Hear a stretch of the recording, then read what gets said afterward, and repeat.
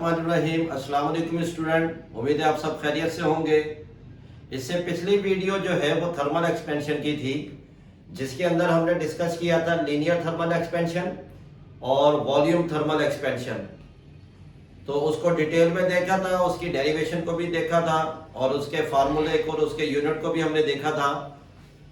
अब जो है थर्मल एक्सपेंशन की कुछ एप्लीकेशन है जो मैंने लिखी है और उसके साथ उसकी डायग्राम भी है। तो पहले हमारे पास थर्मल एक्सपेंशन की टॉपिक है एप्लीकेशन ऑफ थर्मल एक्सपेंशन, और उसकी फर्स्ट हमारे पास जो एप्लीकेशन है बायोमेट्रिक थर्मोस्टेट। अब इसके बारे में ये सारा लिखा हुआ है नहीं, तो इसकी मैं एक्सप्लेनेशन कर देता हूं कि बायोमेटल थर्मोस्टेट जो है ये किस पर्पस में यूज होता है, किस मकसद के लिए यूज होता है। बायोमेटल थर्मोस्टेट जो है टेम्परेचर को कंट्रोल करने के लिए यूज होता है, और ये जो इंस्टॉल होता है बायोमेटल थर्मोस्टेट वो किस किस में होता है, ओवंस में है, आयरन में है, रेफ्रिजरेटर है, एयर कंडीशनर्स हैं, और भी हमारे पास बहुत सारे जो है डिवाइस हैं जिसमें बायोमेटल थर्मोस्टेट यूज होता है। और ये क्या करता है कि इन डिवाइस के टेम्परेचर को कंट्रोल में रखता है।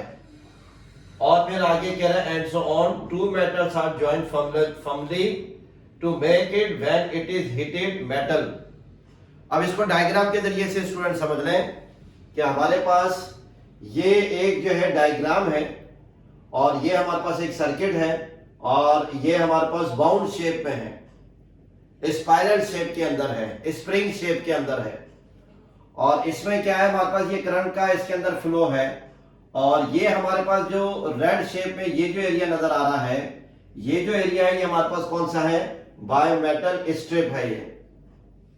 और बायोमेटल स्ट्रिप जो है ये इधर बैंड होती हुई आपको फील हो रहा होगा, टर्न होती हुई हमें नजर आ रही है। ये जो इसका एरिया है, ये जो हिस्सा है, ये किस चीज को शो कर रहा है, ये इसकी बेंडिंग को शो कर रहा है। तो बायोमेटल स्ट्रिप हमारे पास ये टू मेटल्स हैं, एक अपर और एक लोअर। इन टू मेटल्स को जब मिलाएंगे तो ये हमारे पास वर्क करेगा बायोमेटल थर्मोस्टेट का, और इसको बायोमेट्रिक स्ट्रिप भी कहेंगे। अब बायोमेट्रिक स्ट्रिप में क्या होगा कि जब हमारे पास इस पूरे सिस्टम में टेम्परेचर राइज होगा, जब टेम्परेचर बढ़ जाएगा तो फिर क्या होगा, बायोमेट्रिक स्ट्रिप जो है वो इस सर्किट से डिस्कनेक्ट हो जाएगी और बायोमेट्रिक स्ट्रिप जो है वो बैंड हो जाएगी। और बायोमेट्रिक स्ट्रिप जब बैंड हो जाएगी तो इसका मतलब क्या है कि इस पूरे सर्किट में करंट का फ्लो खत्म हो चुका होता है, कि करंट का कोई फ्लो नहीं है। अगर ये डिस्कनेक्ट नहीं होता तो फिर क्या होता, ये पूरा सर्किट कहीं ना कहीं बर्न हो जाता, अपनी एफिशिएंसी को, अपने वर्क को ये खत्म कर चुका होता। तो बायोमेट्रिक स्ट्रिप की मदद से इस इलेक्ट्रिकल सर्किट को हमने क्या किया है, इस बायोमेट्रिक ने क्या किया, इसको सेव किया है। तो जिसकी वजह से डिस्कनेक्ट होकर फिर होगा क्या कि जब इसका टेम्परेचर लूज होगा, जब इसका टेम्परेचर कम होना शुरू होगा तो ये ऑटोमेटिकली कनेक्शन में आ जाएगी और बायोमेट्रिक स्ट्रिप इस सर्किट के साथ कनेक्ट हो जाएगी। और जब बायोमेट्रिक स्ट्रिप इस सर्किट के साथ कनेक्ट हो जाएगी तो फिर इसमें क्या होगा, करंट का फ्लो हमें नजर आता रहेगा। तो ये हमारे पास क्या है, बायोमेट्रिक स्ट्रिप है। बायोमेट्रिक स्ट्रिप में क्या होगा स्टूडेंट कि इसमें टू मेटल्स हैं, एक की लीनियर थर्मल एक्सपेंशन ज्यादा है और दूसरी की उसके कम है। तो जिसकी लीनियर थर्मल एक्सपेंशन ज्यादा है उसके अंदर बेंडिंग ज्यादा हो जाएगी, तो दूसरे मेटल जो उसके साथ लगा हुआ है उसको भी वो जो है वो बेंड करवा देगी। तो ये हमारे पास क्या है, बायोमेट्रिक थर्मोस्टेट है, और ये हमने क्या किया, थर्मल एक्सपेंशन की एक जो है वो एप्लीकेशन है। क्योंकि इस बायोमेट्रिक को जब हीट मिली है तो हीट मिलने से क्या हो गया, ये एक्सपेंड हुई है, इसकी लेंथ में इजाफा हुआ है, तो जिसकी वजह से फिर दोबारा इसका टेम्परेचर लूज होगा और फिर ये इससे कनेक्ट में हो जाएगी और ये दोबारा सर्किट जो है वो फंक्शनल हो जाएगा। तो एक तो हमारे पास स्टूडेंट ये आ गई है। फिर सेकंड हमारे पास है, अब इसके जो हमारे पास डायग्राम है वो ये फर्स्ट डायग्राम है ब्लैक कलर वाली। अब इसके अंदर हमने क्या देखना है कि हमारे पास टू इसको जो यूज है वो शिप बिल्डिंग है, इंडस्ट्रीज है, ब्रिज है और मल्टीपल इसके यूजेस है ना, लेकिन इसका यूज है किस तरीके से।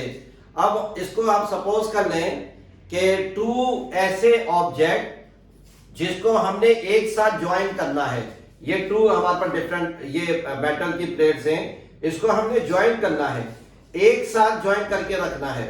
तो अब करना क्या पड़ेगा, हमें एक ऐसी मेटल स्ट्रिप लेना पड़ेगी, मेटल स्ट्रिप लेंगे जिसको हम हीट देंगे और वो रेड हॉट हो जाएगी, और रेड हॉट होने से क्या होगा, उसकी लेंथ में जो है वो इंक्रीमेंट हो जाएगा। और फिर ऐसी स्ट्रिप को जिसका जो रेड हॉट हो गई है, जिसका टेम्परेचर बढ़ गया है, वो मेटल स्ट्रिप इन दोनों पार्ट्स के सराउंडिंग में हम रख देंगे। और सराउंडिंग में रखने से क्या होगा, उसके ऊपर हम हैमरिंग करते जाएंगे, और हैमरिंग करने से क्या होगा कि ये बाय दो मेटल्स को आपस में मजबूती से क्या कर देगी, ये स्ट्रांगली इसको ज्वाइन कर देगी। तो अब ये हो गया, ये फिक्स हो गया, ये फर्मली फिक्स हो गया है, ये ज्वाइन हो गया है, ये टाइटली पैक हो गए हैं। तो ये एक बेनिफिट है, जहां पर वेल्डिंग वर्क नहीं करती, जहां पर वेल्डिंग फिजिबल नहीं है, जहां पर वेल्डिंग का इफेक्ट पावरफुल नहीं है, तो वहां पर हम फिर ये वाला सपोर्ट देते हैं।